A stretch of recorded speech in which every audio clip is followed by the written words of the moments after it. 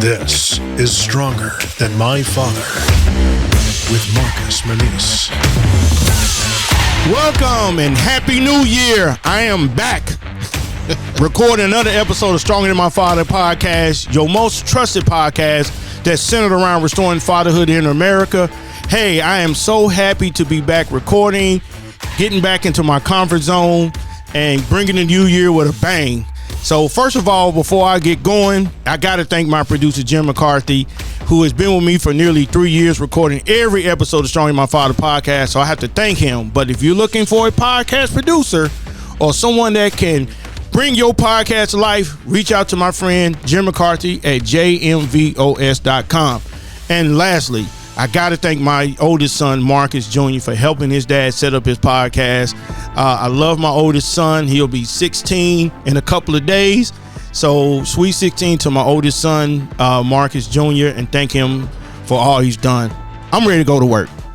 My guest today is a gentleman who I've met, I've watched on social media, and now he has a podcast coming out talking about fatherhood, but we're going to learn more about his story. So I'd like to welcome Mr. Charles Sneed. What's up, welcome man? To the show. Welcome. What's up, big brother? Hey, man. I'm ready to go. Let's go, man. I like to start each podcast with just a question that jogs your mind. Okay. When you hear the word fatherhood, what comes to your mind? That's a great question, Mark, because when I think of fatherhood, the first word to come to my mind is protector. I like it. Second word that comes to my mind is provider.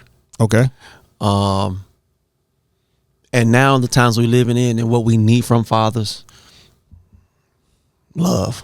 Wow. I like that. I like every father needs to love, man. And love. And love causes the gift of love causes you to validate your children.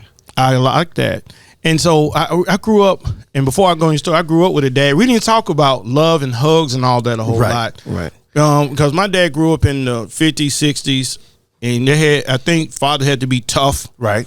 So we didn't hug, and I don't think I can remember hugging my dad but once. Really? And it don't bother me. Okay. Because I knew he loved us, because I didn't know he the way he loved us until I got grown. Right. And started having kids and stuff like that. And I realized, okay, my dad did these things for a reason. But not about me. This is about you. This is your story. This is your story, man. I was about to ask him a question. Go ahead. So what was it one time? When I graduated Tennessee State 2011. Okay. We was at the reception, and I'm so used to shaking my dad's hand. Right. And I went out to shake his hand, and he hugged me. He said, "I'm so proud of you." Oh, wow. And I was cool with that. It wasn't no, I'm crying. It's just I appreciate him doing that. But now, even now, I don't hug my dad. I just shake his hand or fist bump. We was recently working on my car. I was putting some back brakes, and that was love from my dad for me.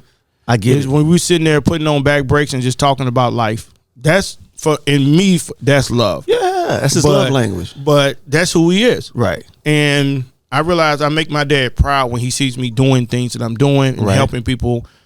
That shows him, that's that love back. Yeah. But when you mention love, Mo, we could do a whole podcast on love. Do you do MJ like that?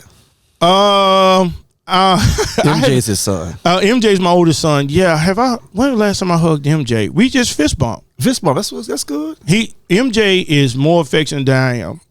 He's an affectionate kid, man. And I'm trying my best to just teach him about when he start really dating and stuff like that. Right. All I'm going to do, I'm going to just tell you. My wife says, you can't be overbearing. You can't put your burdens on him. I said, I ain't going to do none of that. Right. I'm going to tell you, when you come to me crying, I'm going to say, what did I tell you? And that's it. That's what my dad did, man. That's what my mom was like, don't bring no babies home. No. So we do that affectionate love, man. That's a really deep conversation, man. We're going to have to talk about that. Okay. But I want people who listen to this episode learn more about Mr. Sneed. Okay. Tell my audience a little bit about yourself. So my name is Charles Sneed, but if you go to my childhood days, everybody know me as Lamont. So I grew up in Lamont or Mont, you know what I'm saying? Okay. So I grew up in Preston Taylor projects or house, whatever they call them now, but Preston Taylor. My mom raised 4 kids. I'm the oldest of 4. Went through the old school, so I went from Charlotte Park to Mosman Kids at W.A. Bass, Pearl Cone, and then Tennessee State University. My mom had me at 15. My father was 16. Then she got married to my first stepfather when I was kind of a little older. I maybe been 6 or 7. I don't remember. They stayed together for a while, and then they divorced, and she married again to my second stepfather, and they was married for a long time. So when I think about Stronger Than My Fathers, when I think about the fatherhoods that I had in my life, I really don't have really complaints, because when they wasn't there, that's when the church piece came in, where I had the elders of the church and my pastor. Well, that's cool. So for you, at the stage and age you are now, do you still have a longing for your biological father? Or you more just kind of like, you know what, I've moved on from my life outside of that? Or do you ever have like some inner feeling like, why wasn't my dad there? Why wasn't he there for me or not? That's a great question. No. My father and I are thick as thieves. Oh, my real father. Yeah. And then I had the father, I hate to use your stepfather because my other father raised me too. Yeah, that's cool. So the first father was in and out. He traveled a lot, got into some trouble, in and out of jail. The second father who raised me, he died about 4 or 5 years ago. And then my stepfather, there's no ill will feelings towards him, but I respect him. If he needs anything, I'm there. But I don't have that little boy syndrome that needs to be healed by I've done the work. Yeah. And so whatever they didn't do, that's when the older men in the community or the men in ministry kind of like mentored us. So why do you think mentoring is so important? When y'all having that biological piece, why do you believe mentors? I'm a veteran mentor for over 21 years. Right. Why is that so important for young men growing up without a father? Well, the thing about it is, the whole thing I teach with the whole thing my Manhood Matters piece is that it's all about accountability. Okay. That whole iron sharpeneth iron piece. Okay. And so, and the thing about it is, the whole thing about it is they have to see they have to emulate what does a man really mean? Because they don't teach it in schools. Wow. So kids really look to see, at a young age, what a man. That's why entertainment is so big. That's why people look at that's why people look at rappers, athletes, rich people. Yeah. They look at, so I think now with me, influencers, that's what word I was looking for. Yeah. Now when I'm mentoring guys and they dress in a certain way, I was like, where you see that from? And they will fuss. I didn't see that from nobody. Like, no, I have an undergrad in psychology. Right. So I do understand that learned behavior. You're going to look, and with these phones now, you're going to go on social media. And I would say this, I don't know why parents, and I know I get fussed about this on my podcast. Why you allow your kids in social media at an early age? I got kids in 6th, 7th, 8th grade on TikTok. One kid, I mentor at West End Middle. He said, Mr. Marcus, I found you on Instagram. So I looked at him. I said, what you doing on Instagram in 7th grade? Right. That's the thing. But I'm an old school dad. Okay. And so there's nothing wrong with that. Me and my wife believe in protecting our kids. At all costs. At all costs. You ain't getting on there. Now, I will say this. My wife told me last night, do not say anything about me and my kids on your podcast today. So I ain't keeping that promise. But one day we went out to eat, and my wife says, I don't need you to react, but I'm going to tell you, MJ snuck and set up a profile on Facebook. What did you do? I didn't go off. I just said, just delete it. And I said, MJ, if you do it again, you won't see your phone till you're 18. So I said. Wait a minute, 2 years, Marcus, 2 years, then that's a long time, big bro. You got to learn. 2 years. Okay. But here's the thing. Okay. And I've had comments on my podcast saying you're overprotective dad. And so, are you father? No father, no kids. Being a dad, and I always try to just protect my kids because there are so many mean people out here. That's true. And kids, when they see or they hear something, it stays in their mind. Yeah. So I'm just trying to protect them. So I just don't want him to sneak around and do something wrong. I'm just trying to protect him. That's it. Now, I thought about 16, let him have a Facebook page. My wife's like, no. Okay. So I ain't going to fight with it. Right. But back to your story. Okay. Because you going to go, you interviewing me. And, but let me ask you this. Okay. Growing up, married. Right. Who taught you those skills to take care of a wife? Oh, that's a great question, man. You okay? I think you're ready for TV for real. So, going back to mentorship. So I just emulated what I saw. Okay. If you were older than me, and I loved how you took care of your wife, I said, that's how I'm gonna take care of my wife. Wow. My pastor, it's just because I've been in my church since I was 15 years old. So, okay. And I'm 53 now. That's how long I've been at that church. Okay. And so I looked at different men in the church. That's how I'm gonna treat my wife. I want to be that type of dude. I want to walk in humility like that. I love how he opened the door for his wife. I love how he take care of his kids. I just, like today, I'm going to take something from you. I'm ever learning. I said, that's how my boy do it. I'm going to do it just like that too. Now, I watch dressing.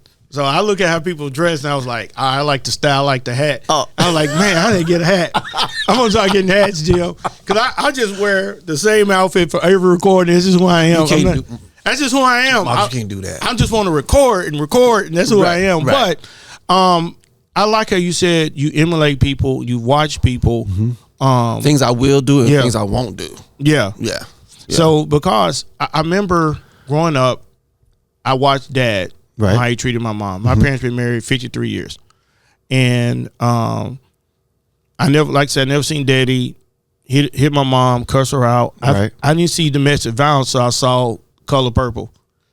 And I was like, why is Daddy Glover whooping Whoopi and they fussing? It was so, that was the culture back then. But I didn't know it. So my mom had to explain it to me because we never saw domestic violence at home. So I told people we lived in a box and we never went outside that box. So I didn't know what going home drunk was. Yeah. I didn't know what it looked like to cuss people out. I didn't know those things because cheating. Right. Yeah, I didn't know those things till I started getting exposed to it when I got older. But for you and talking about the power of mentorship, did you learn that for dressing and everything else you've done in your life? It just kind of emulate what you've seen other people do. Yeah. Why is this so? And why is it so important for kids to try to emulate positive people, and why are they so eager to want to go emulate bad people? Because they're just trying to find themselves, Marcus. Okay. It's a myriad or a lot of gamuts they can choose from. Because even with that, this is a sidebar here. Sometimes I did a piece on my podcast and I asked the question, why do good girls want bad boys? You don't have a good father. But that, or just wanted that, but just to have that image, you know what I'm saying? That's what they see. And so you got a dude that's decent, that makes good money, that loves God, that love women. Yeah.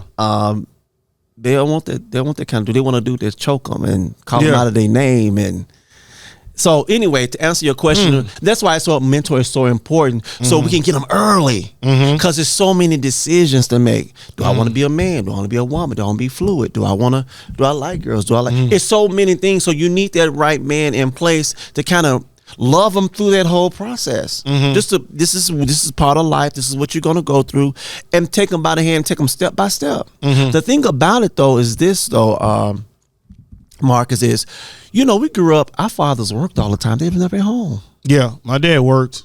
My grandfathers, my dads, they just worked all the time. So we didn't really get to spend that kind of time because they was. And the only really good time they had was Sundays for church. And they might go to church or they stay home and watch the football game. Yeah, well, my dad's the total opposite. Now, we work with Dad because he didn't want his boys in the street. So my dad motto, we was at a marriage retreat in 2005, and my mom and dad taught a class. Well, I knew Daddy ain't going to talk. Right. Mom's a natural-born teacher. Right. Been teaching for 50 years. My mom's a great, excellent Sunday school teacher. And one time, I would say this as a joke. My dad told me, he said, you better than your mom. And I was like, Daddy, don't ever say that. I'll never be better than my mother teaching Sunday school. I would never be good. But it's just my dad. Right. He does that. But his motto, he said at the marriage retreat, he said, I worked my boys so hard where they wouldn't get in trouble. He said, I worked them from sun up to sundown. That makes sense. And then they went to church with their mama if they dress right. If they dress right. So you had to wear a suit? Yeah, my dad to this day don't know how to tie a tie, but he said, if y'all don't come out of the house with a tie, you got to stay with me. So we had to find somebody to teach us how to tie a tie. How come he didn't go to church? Daddy grew up in the country. Okay. He don't trust preachers. That's just how my dad is. Is that in you too? No. Okay. I would say with preachers is that the topic has to be something that interests me. Right, you said that earlier. It has to interest me, and it has to be something I can learn. Because I'm a natural born learner. Right. Like when I read books and I listen to audibles, I'm trying to learn something new every day. Once I went back to college in my early 30s, I was always interested in learning something new. Okay, right. Something new. So I've been in church since I was 6 months years old. In the Pentecostal church since I was 6 months. Holiness. 6 months. And so I've heard every kind of sermon you could probably preach. Right. So what's going to be new for me? Now, it could be good for somebody else. Mm-hmm. But for Marcus, it's not new. So I've heard catchphrases, all those things before. Yeah, the whole jargon. Yeah. So for me, it's like, okay, I've heard it before. So what am I learning? So that's why I enjoy Sunday school, because you can hear stories, but you always try to learn something new. I have a question. But that's why I love Sunday school. But I have nothing against preachers. Okay. I think just the only thing I will say that I have an issue with is that don't go play with God. Don't play with people's emotions. Right.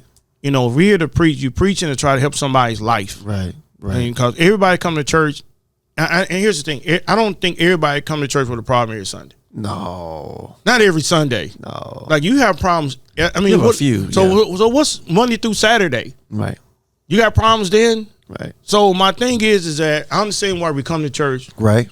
We want to get healed. We want to, but I say you still got to make good decisions Monday through Saturday.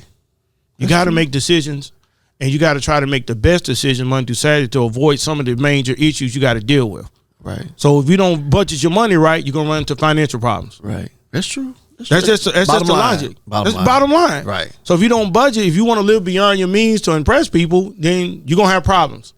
So I've learned those things over time to try to help me. Right. Now my wife will say, "Oh, Marcus spends money." I was like, "I work a lot," but I told my wife, none of y'all never went without before I bought myself something. That was a training from my dad. Yeah. He said, you always make sure your family's good before you buy yourself something. That's true. And so that's the thing that's training from a dad. Right. Because I've seen guys going to buy themselves a expensive pair of tennis shoes, but their kid can't pay for daycare, can't pay for after school care. No, that's crazy. Okay. So that's kind of how my logic on church is. But for you, since we're in the church realm, I'm going to ask you this then. I had a question for you. Go ahead. Are you sure? Because I'm getting an interview mode, Jim. So now bring me back. No, I love this, man. I love it. What is it? I'll phrase it. Mm-hmm. What have you taught your children that your daddy didn't teach you? What have I taught my children that my dad hasn't taught me? Or didn't teach? I don't know. Okay. I don't know. I think that only thing I've done different than my dad is I go to church with my kids. Okay. I think outside of that, everything else is self-taught. Haircuts, clothing, how they look, that's all my dad. When we was in the National Christian magazine in June, okay, me and my boys, first thing I told my dad, that's you. That's what you raised. That's what you raised. You raised a son, and you raised me to make sure my boys look like a man. And look decent. Yeah. So we couldn't wear earrings growing up. Daddy said, snatch them out your ear. Right. So the haircut you see now has probably been my haircut since like mid-90s. Never changed. Not a high top or none of that. I had a high top in high school. Okay. My dad let me have it for about 3 weeks. Like, cut that off. So that's the thing where I was trained with old school dad. Now I know you have kids with, my parents are really old school, like dreads and all that. My parents, like, they'll go off on you, but they old school. Yeah. So I think that anything you like to do, whatever's transferred down is where you're going to go with. Mm-hmm. Mm-hmm. And that's what's transferred down for me. If we're looking at fatherhood, that's the only thing that's different is just going to church. And my mom raised us to go to church. And my mom had a strict standard. Mm-hmm. And even with family members, when they would pull out the cards and the liquor and stuff like that, my mom would send us home. Yeah. She would get us in the car. My dad would stay. Yeah. But my dad never told my mom, leave my kids here. Right. That's good. My dad has a respect. Now, even though my father don't go to church a whole lot, he has respect for people's religion. Mm-hmm. We have a lawn service business. I remember cutting grass. And we had this whole street that we was cutting. And one lady was a 7-day Adventist. She said, y'all can't cut my yard on Saturday. And I was angry at Daddy. I said, Dad, we right here. We got everybody here. Let's just knock this yard out. It'll take us 20 minutes. He was like, I'm going to cut it on Sunday or Monday because I'm going to respect her religion. So that helped me to respect people's religion. Because now I've seen churches where your religion ain't right, yours ain't right, yours ain't right. No level of respect. no level of respect. So I just respect people's religion. I respect people where they're at. Okay. And I may not like what you do, but I'm gonna respect you where you at. So for you growing up in church, Right. how does that help you with your development as a man? What you've seen at church and everything else, what has developed you to be the man, the spiritual man? If we're looking at spirituality, what have you seen in the church that helped you in your development? You know, the whole Bible talks about it. I believe it's Genesis chapter 1 talks about we created in his image. And we've been preaching it for so long. One thing I did see, they emulated, they act out. This is what real men are supposed to be and do. Not in a forcible way, but a teachable way. The importance of loving God with all your heart and knowing how to love your wife and how to love your children. And if I don't know anything else after that, because there is an order. So you have God, then you have your wife, then you have your children, and then you have work, and then you have ministry. Okay. And one thing I love about that is I learned at early ages, ministry is always last, because the word of God talks about how can you take care of household of faith if you can't take care of your own household. And I think for years, a lot of ministers and elders or those in leadership have gotten it backwards. But one thing I can say about growing in the church I grew up in, there was consistent in that, making sure that you do that proper order. Yeah. You don't get so busy, now you done lost your kids to drugs. You done got so busy, now you done lost your wife. You done got so busy. So, because what happens, sometimes ministry becomes a second wife. Yeah, I seen the clip. Demetrius sent me of his preacher who said he was so big in his ministry, he lost his kids. Yeah. And for me as a father, I want to be sure I lead my kids to church. But I told my wife, you know, you may not agree with this. I say, look, I turn it on, turn it off. When I get home, I just want to be just like what I do at work. Yeah, you're at home. I don't want to come home and be mentoring when I get home. Right. When I get home, I'm just Marcus. Right. I'm just Marcus who wants to be sure you guys are fed. Right. Y'all got clothes on your back. The heat works. Right. And we can go home and relax. Right. And that's who I am. Now, some people want to be churchy 24 hours. I don't agree with that. That's just me. Right. And I would debate anybody who want to challenge me on that, because I've seen marriages divorce in the church. Right. Seen that. I've seen domestic violence. Right. Of people who run around and shouting at church. Right. So I've seen cheating and all that stuff. Right. So when I realized what church is everything is just your decision making. And because we're gonna say, if we're gonna use the word the devil, you're gonna always have thoughts run through your mind. It's gonna always be there. You can't stop your thoughts. Right. That stuff gonna flow through your mind.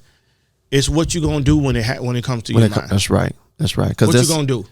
Because that's his job, to steal, kill, and destroy. Yeah. You know that. And I think too, that's what makes a lot of kids angry. Okay. They don't even want to be at church. I don't even want to hear about God, because you're one way on Sundays, but at home it's totally different. So my mom told me that. She said, son, you can't live a double life. So I realized this, Mr. Charles, is that my two boys watch MJ watch every move I make. My wife told me that. I didn't know that.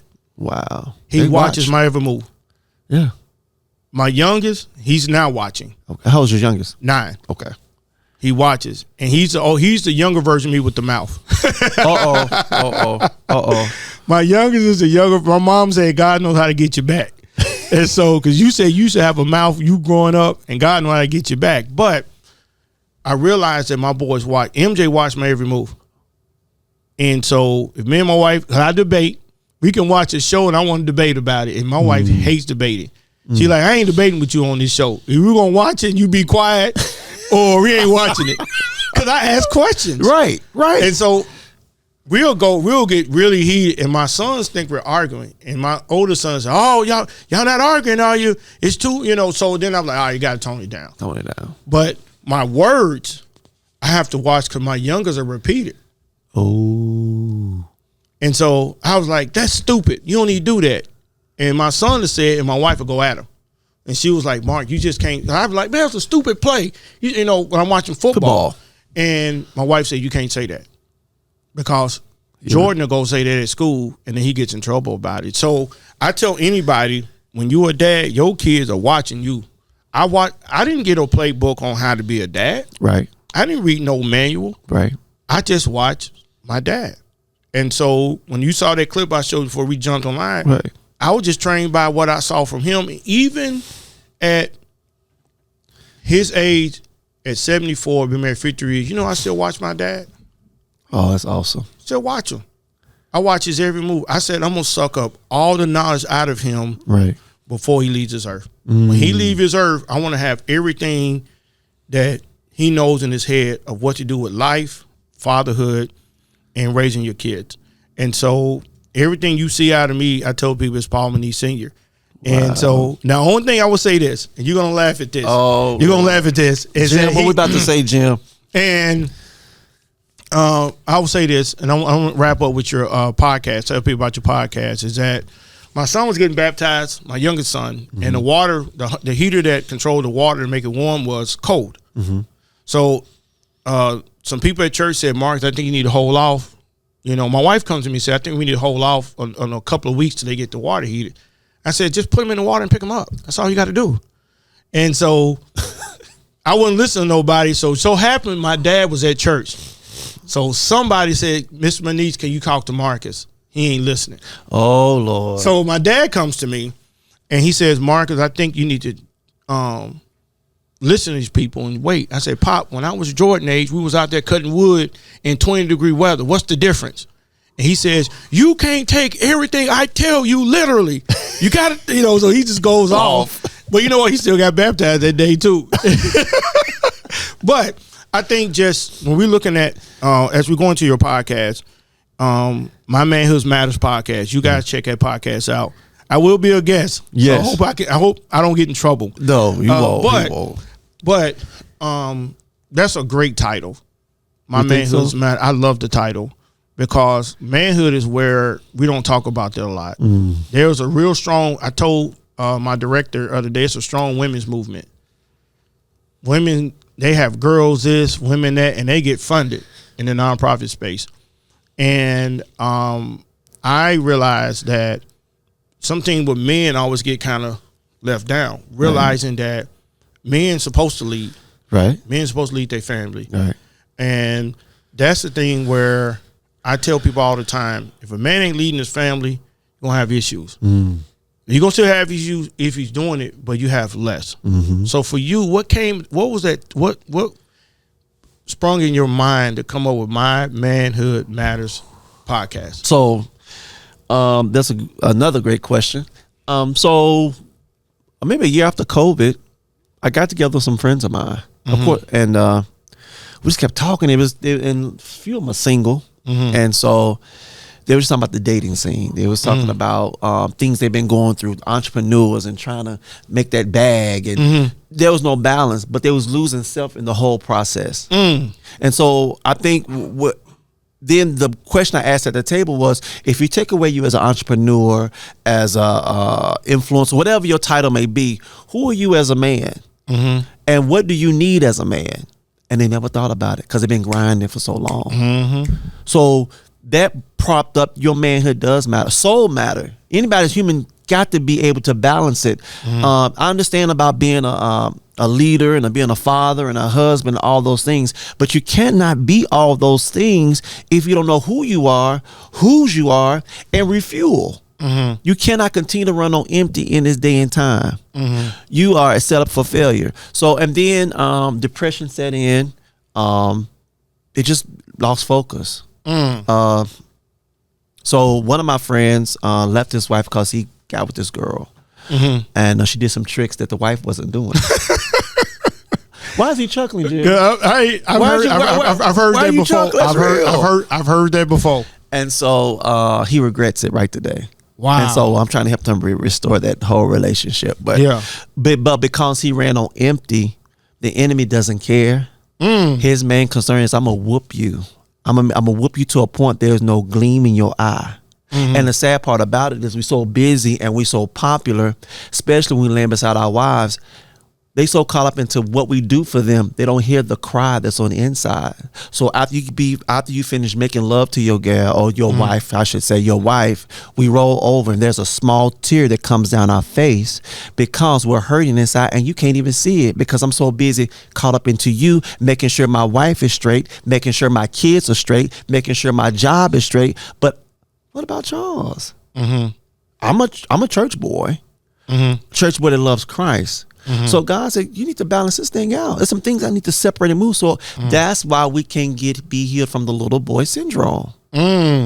So it's that little boy inside of us that needs to be ministered to, because my daddy wasn't there, or he was overbearing, or I didn't get enough of. So in certain seasons and times when I'm supposed to act like a full-grown man, now I'm acting like a 5-year-old boy. Because it's God's design for us not just to be healed as a man, but he wants to be made whole. And what does that look like? So that's what my Manhood Matters is all about. And about accountability. That's the main source, about making sure we okay, check in with one another, making sure, hey, Marcus, you good? I don't care if I'm in Europe and you in Bangkok. Marcus, I'm not doing well. Okay, Charles, let me step aside and let's talk about this. That's what's needed. We got to bring the brothers together. The accountability is so important, because the suicide rate is real. Yeah. And the depression, mental illness is real. Yeah, I met a guy last night at a Christmas mixer, and I'm gonna bring him on hopefully, because I have never done a podcast on mental health. I've never done a podcast on mental health. Oh, that's gonna be good. Just trying to understand, when I hear the word, what it's really about. Yeah. Because I hear it all the time, like I'm mentally ill, and I'm thinking, okay, can you get that fixed? Or, that's just what I think in my head. I got you. Can you get it fixed? And that's the thing where I want to kind of understand men. Yeah. So do you have a lot of mental health when you're growing up without your dad? Yeah. And you're mad? Now, I did a podcast either this year or last year, Jim, I can't remember, with Reggie Ford. Okay. I've never really heard the word trauma a whole lot until I read his book. That's real. And I realized that, my trauma, if I say any trauma, I got a whooping from my parents, and I needed it. Right. Because I got beatings. Yeah, I got beatings, yeah. Yeah. My parents messed me up. Yeah. Because out of 4 kids, who was the worst one? And I'm the one doing all the volunteering, trying to help people. Right. My siblings don't do what I do. Right. They're great individuals. But I didn't know a lot about mental health with black men. And so I'm looking to do a podcast on that coming up. But last question I ask you, how has the church helped you develop into manhood? So how the church, of course, the word of God. That's the foundation of it. Okay, the word of God. The word of God, understanding the word of God and what's required of me. Having those men in place in my life to just show me the path. Yeah. That's that whole iron sharpeneth iron in Proverbs. They just from changing the tie to tying a tie to make right financial goals, financial decisions, everything that pertains to a man, I was taught at an early age. Now, when I became of age, it was up to me to take heed to what I learned, right? And which I did. Now, going back to the last thing you made on mental health, is one thing I know for sure is men has realized it's not really a black or white thing. It's a man, period. Because one thing the enemy knows is we're the head. And he knows we're a force to be reckoned with. But if we don't keep our mind renewed and renew our mind of the vision of what we call to do and to be as a man, as a husband, but as a man first. God find pleasure blessing us because he knows what we call to be. And one thing I love about it is this: we could have been anything in the world, Marcus. Anything in the world. We could have been an ant, a tree. We could have been a woman, but God created us to be men, strong men after his heart. I agree with that. So that's why the attack is great. It might not be childhood trauma, but trauma is trauma. That's not the issue. Let's deal with the trauma. Because you don't want to be 60 years old and you still mad at your daddy because he gave you peas instead of corn. There's some people that still mad, you still upset. You got to let it go. Yeah, but we got to be man enough to say, hey, I'm struggling. Well, I agree with that. I've heard that a whole lot. Yeah. Just some people don't let it go. I know guys that's still going to therapy. Yeah. Because they father in their lives. And I was shocked. I know a guy who has a successful construction company. Yeah. Beautiful wife and kids, and he was like, we had lunch, and he said, Marcus, I still go to therapy because I have a hole in my heart because my dad never validated me. That's it. And I was like, but man, you making good money, you got all this stuff. What's the number one thing we need as men? I don't know. Besides God, validation, affirmation. That's true. I can't debate you on that. Yeah, we got to be strong. Yeah. So my dad did it, man. My dad did it for me.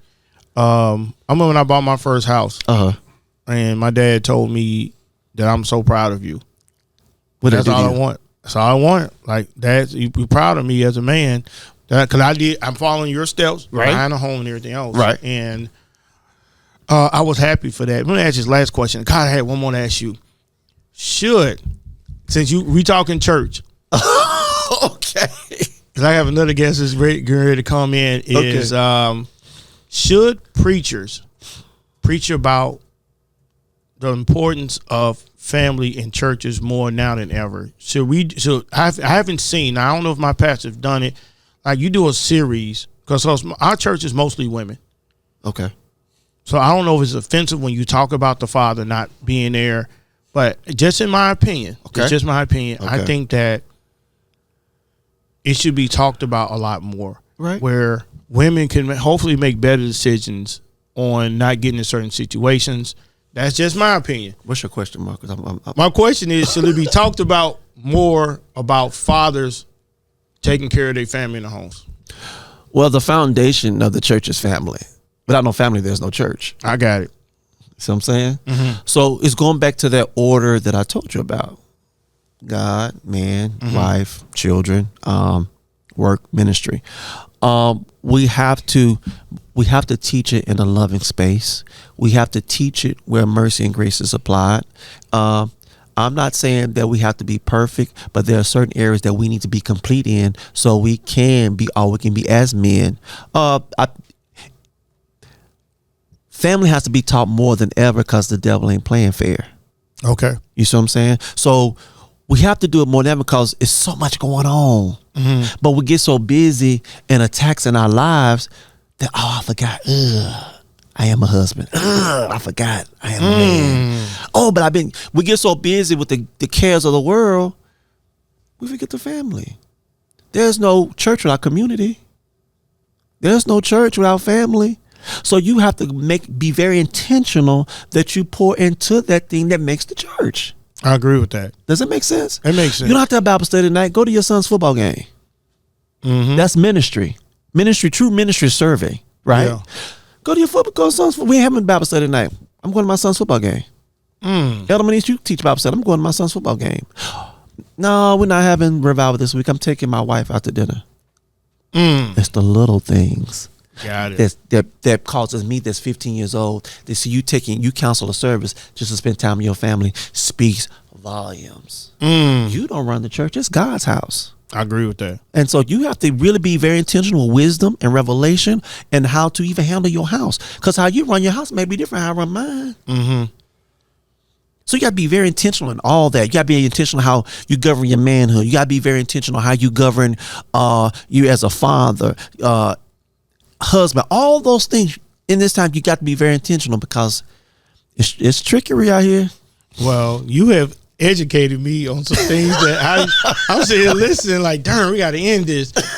I'm definitely bringing you back for probably May for the Fatherhood series. Okay. I'm going to bring you back for the father. I'm going to do a round table of fathers, and man, we're just going to talk deep into really, it's really designed not for us. It's hopefully somebody will listen that who's struggling to be a good father, who's struggling to say, man, I just never got the tools from my dad for manhood. So, man, I'm glad this podcast and yours of My Manhood Matters podcast can be a platform for people who does not have the opportunity to get that teaching.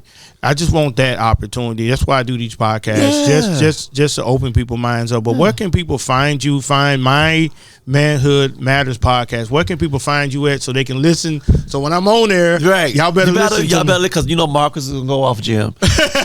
He's my brother. He can do whatever you want to do. I trust him. So My Manhood Matters: Real Men, Real Times, Real Journeys with Charles Sneed. So all you do is just come and telling your story, man, because your testimony can be another man's deliverance. That's so churchy. So your testimony can be churchy. That's so churchy. That's the thing about it is shed some light, man. We just got to talk. Yeah. And all transition ain't hard. Once I get this advice from Marcus Meneese and he told me how to do it, I'm going to do it. Yeah. Because sometimes I don't know if I can do it. Yes, you can. Well, so we can find me on all social media platforms and on YouTube. All right. You on any like Spotify or anything? No, yet? Not yet. I'm not big like you yet. No, Marcus. I'm not big. Baby steps with me, Jim. No. Well, yeah. Baby steps. I don't even know what episode it is. I think 69 or so. See what I'm talking about, episode. Jim? I should have been. I'm over on 4. Well, I should have been 100. I wasn't consistent, but I'm gonna hold you accountable to that. Now I'm gonna do more in 25. I'm gonna do more. I really want to bring my voice out and do things. Interview great interview like you, who's dressed sharp. Oh, anyway, I come in like I'm from New York. We need to do somewhere. a men's summit next year in 2025. You speak it. Let's do it. Okay. I think we can do it. M3 summit. I say. Whatever you call it, I'll be there. Okay. So whatever y'all heard it live. Y'all heard it, Jim. I'll be there. Okay. I think we need to talk about that in January. Okay. Because June coming up fast. I want to do a fatherhood walk, a festival. Okay. Coming up. I don't know if you know Robert Taylor. I just did one last year. Yeah, me and Robert was trying to do one this year, but we was worried about the cicadas, and so we was like, I don't know. So we're gonna do. I want to do something in the city of Nashville. Okay. To shed a light. Okay. On fathers, black fathers, white fathers, just every father come together and walk with your child. Oh, that's good. So that's something I really want to do. I have ideas that I just want to do. Even if I do it one time, right? I can see to say, you know what, God, you put something in my head and I was able to do it. So that's what I'm shooting for. So, man, first of all, I'm glad you reached out to me. Oh, I wouldn't have done that podcast. You know I can't do my Manhood Matters without you, Marcus. Oh, I don't worry about it. I just say if you call me, I show up. Yeah. Some guy reached out to me. December 20. I won't be aired till later on, but we recorded December 29th. That's fine. Yeah. Because somebody reached out to me and was like, man, I appreciate you doing. Cause I love being on other people's podcasts. Yeah. Instead of just mine. So I'm honored that you called me. Yeah. I'm very honored because everybody don't call Marcus. They think Marcus is crazy. So so everybody don't call Marcus. Crazy, I just you have a passion. I mean, I just like crap. You know, people going through so many different things and we don't talk about it. And I want to be able to talk about these issues and just bring a shed of a light. I got one more question, Jim. Go ahead. So because I've just got a revelation. So are we built to be stronger than our fathers? Our fathers was great. Yeah. But now because we engulf what they taught us, so we should be better than our fathers.